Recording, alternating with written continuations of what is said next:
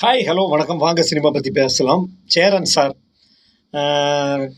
நாட்டாமை, சேரன் பாண்டியன் இந்த மாதிரி படங்கள் எல்லாம் உதவி இயக்குனர் ரவிக்குமார் சார்ட்ட ஒர்க் பண்ணி, அப்புறம் பாரதி கண்ணம்மான்னு ஒரு சூப்பர் ஹிட் படம் பண்ணி, அப்புறம் பொற்காலம், வெற்றி கொடிக்கட்டு, தேசிய கீதம்னு பல படங்கள், தவமாய் தவம் இருந்து மாதிரியெல்லாம் ஒரு படங்கள் இனிமேல் தமிழ் சினிமாவுக்கு வர்றதுக்கு வாய்ப்பே இல்லை. அந்த அளவுக்கு ஒரு சூப்பரான படம் பாண்டவர் பூமி.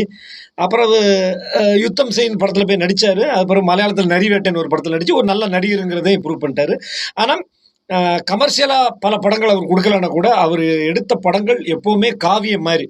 எப்படி பழைய படங்கள் பீம் சிங் படங்கள்லாம் காலத்தால் அழிக்க முடியாத படங்களோ, அதே மாதிரி சேரன் சார் பண்ண ஒவ்வொரு படமும் ஒவ்வொரு காவியம்னே சொல்லலாம். அந்த வகையில் ஆட்டோகிராஃபுங்கிற படம் 21 வருடங்களுக்கு பிறகு நவம்பர் 14ஆம் தேதி ரிலீஸ் ஆகுது.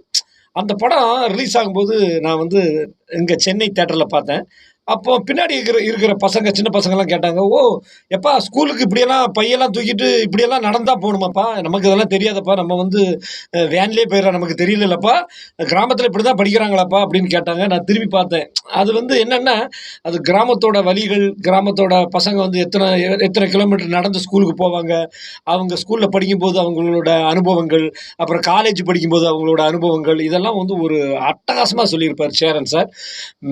ரொம்ப ரசித்து பார்த்த படம். நான்லாம் 2-3 தடவை அந்த படம் பார்த்தேன். இந்த படம் தெலுங்கில் ரவி தேஜா நடிச்சாப்புல, ஆட்டோகிராஃப் தெலுங்கில். அப்படிப்பட்ட ஒரு ஹிட் படம் அது.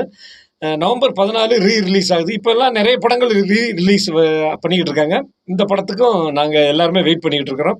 ஃபர்ஸ்ட் டே ஃபர்ஸ்ட் ஷோ பார்க்க.